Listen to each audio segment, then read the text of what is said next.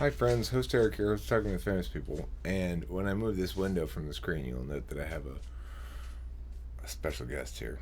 Anyway, this is a question I read on Quora. What can I expect from an ENTP ISFJ relationship? And I read Isaac Wang's ENTP response, who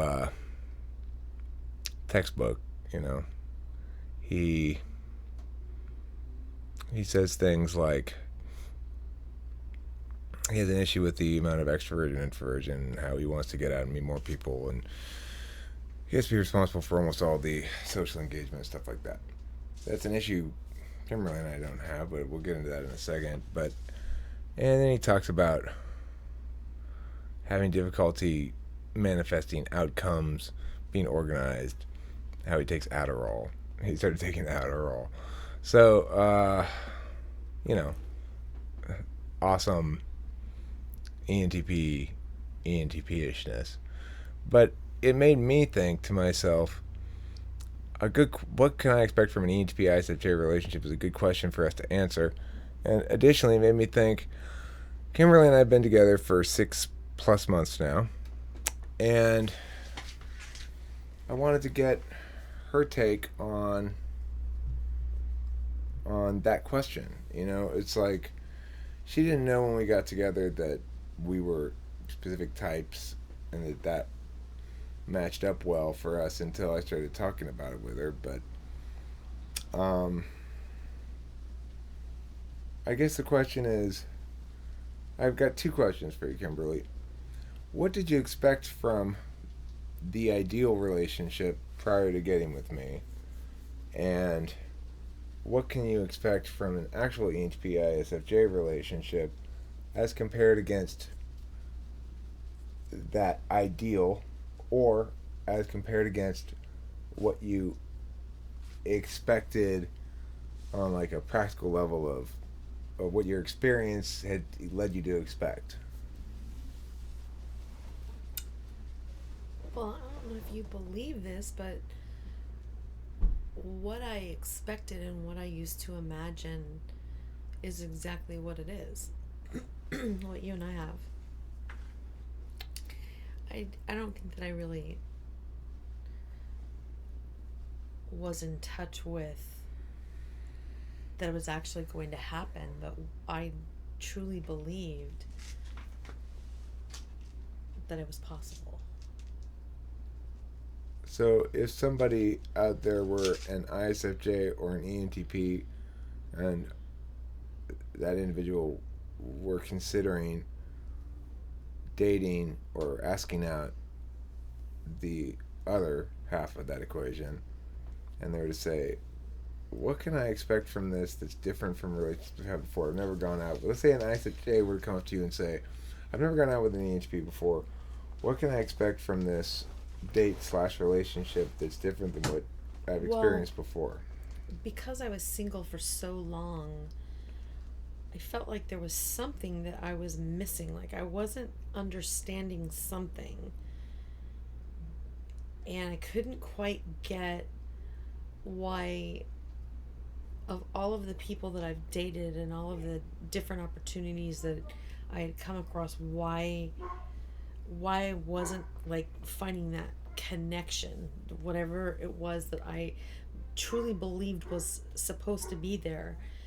I couldn't understand why I wasn't making that even slightest connection with as many people as I had befriended and dated. But now that I have this knowledge of the fact that I could cut that time in half just by getting rid of all the things I had no answers to, it would eliminate so much of the damage that was done in between. So what I think of it now is it's weird. It's exactly how I think that it should be. Like it makes sense. Like everything I went through now makes sense with you. So, Is that answering your question? well, give me an example of something that became clear to you as a consequence, made clear to you about previous experiences as a consequence of new experience of being in this relationship? I don't understand what you mean by the consequence part. Well, you're saying in the past there were some negative experiences or things you didn't Oh, understand. What? Give me well, an example of something that became clear okay. because of this relationship. Well, in the past, I could never blame somebody that I was dating that wasn't totally into me. I couldn't ever blame them for not being into me if they weren't into me. Um, because I just always had this feeling, and this happened over time, where, okay, so this doesn't work out, just move on. Like, it means that the right person's out there. And there's just so many disappointments that people build up these weird walls when they're dating that, where am I going with this? What am I trying to answer for you? Like you felt or believed certain things to be true that you no longer believe to be true. Can you give me an example of one?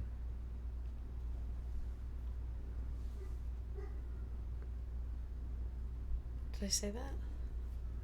I felt something. I mean, I think that that's the maybe I'm stretching the meaning of what you said a bit, Yeah, I think so. but what you indicated was that certain things became more clear. Oh, yeah, what became very clear to me is that if you're not with the right person,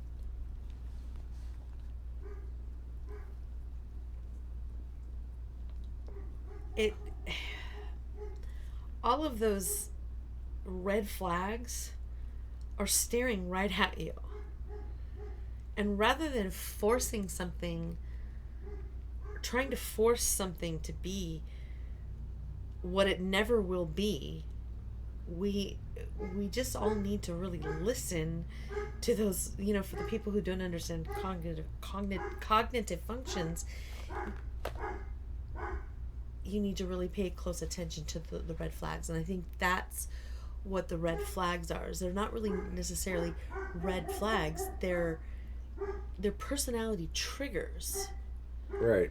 So people who aren't meant to be together, the reason they're not meant to be together is because there's aspects of their attentional habits, ways of paying attention, Mm-hmm. things they prioritize, things they don't prioritize, things they value, things they countervalue, that run afoul of each other.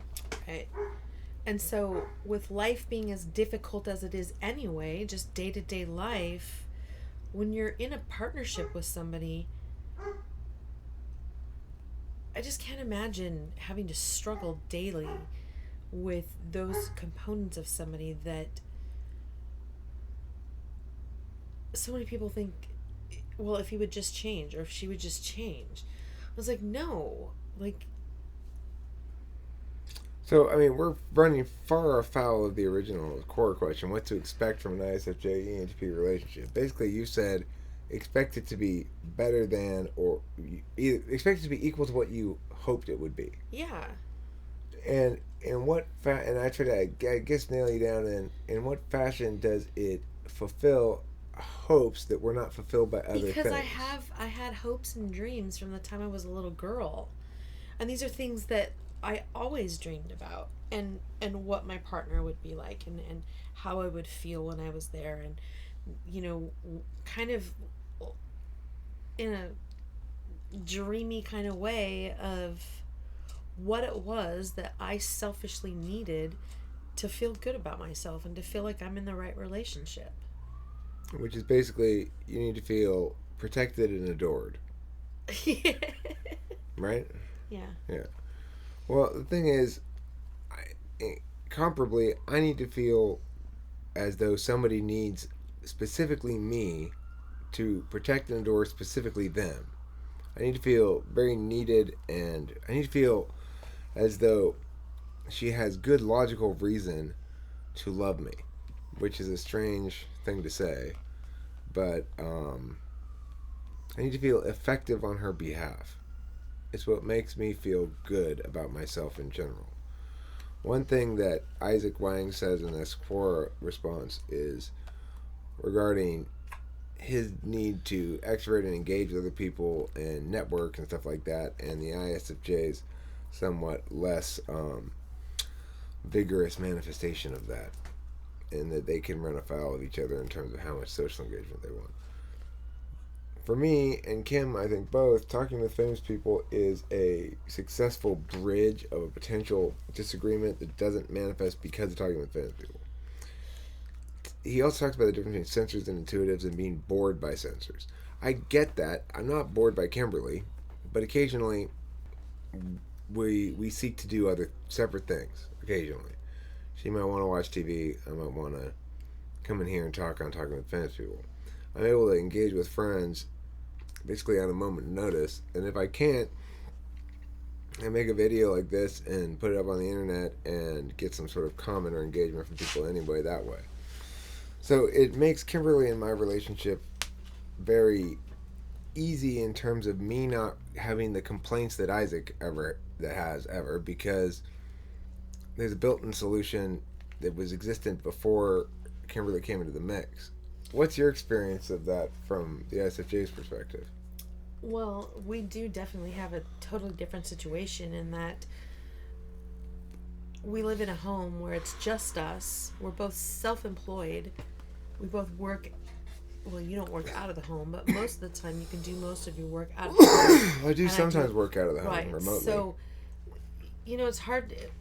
It's hard to make comparatives because you're talking to people who more than likely have jobs all day long, and then when they come home they want to spend time with their partner, but if their partner's choosing to do something that is totally boring to them, they only have a limited amount of time that they can spend with each other. And when you're in that sort of a situation, you're like thinking, we have 7 hours before we have to go to bed, and you want to spend these 7 hours doing that. So you have to, it's really hard to say because yeah, you and I do have those. We just have the ideal situation, so I can imagine how difficult it could be if we really do. We have the ideal situation. This is an example of what happens when a relationship between duals is planted in perfect soil. When it's not planted in perfect soil, then potential problems that resolve themselves if afforded the patient time and attention to address them, right? It's like Kimberly and I always have time to say, all right, well, let's sit down and talk about this at length. Nobody's going to interrupt us. There aren't any kids running around. There aren't any soccer practices to go to.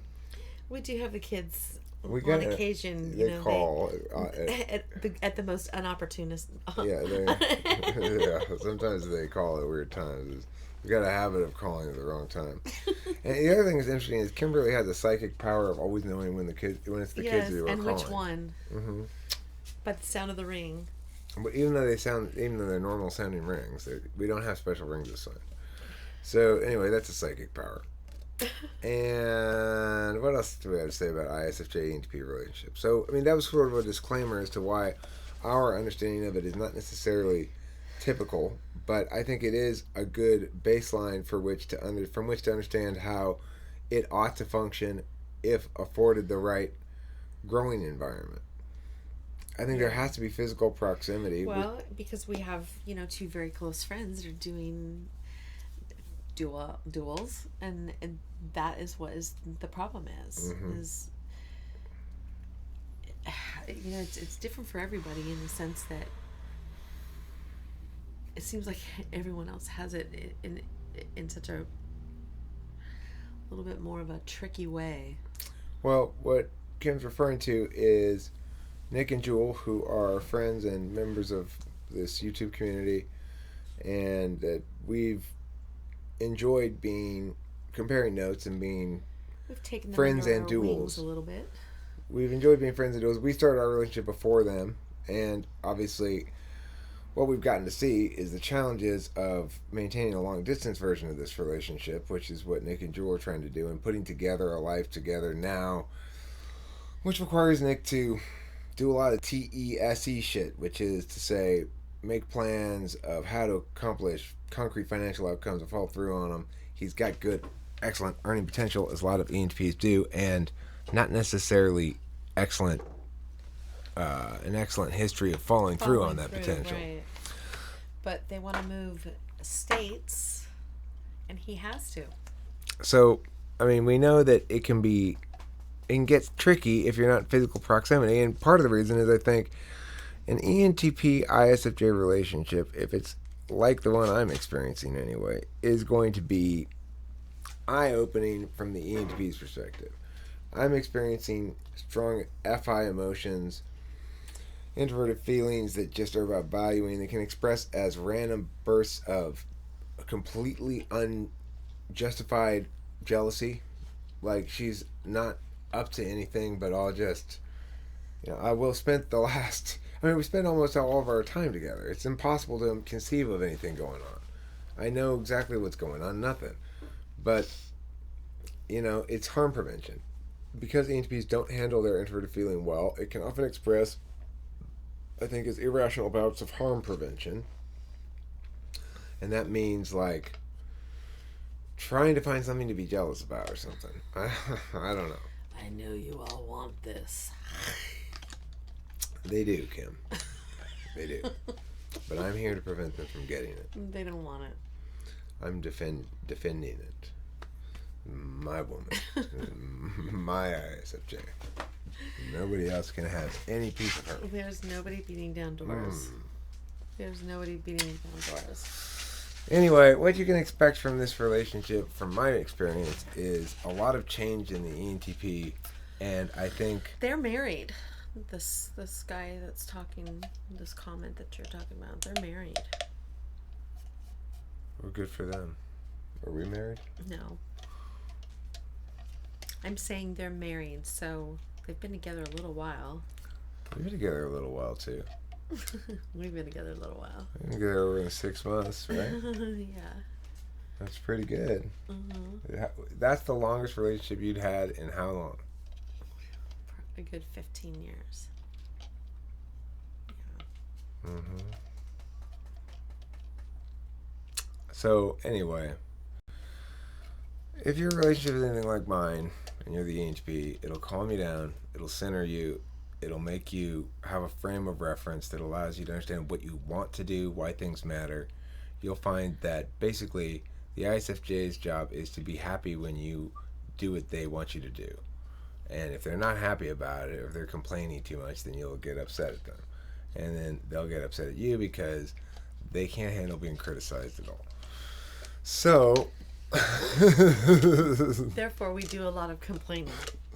Yeah, they complain. They do complain. They know how to complain. And the thing is, it motivates me. I'm constantly motivated to stop her complaining. I find everything she does absolutely adorable. I don't know what to say about it. I can't help but love the shit out of this woman. I love you too, honey. Thanks for watching Talking with Famous People. Thank you, Quora readers, for watching this video and seeing what the ISFJ and ENTP are actually like in person and such. And don't forget to eat plenty of cheese.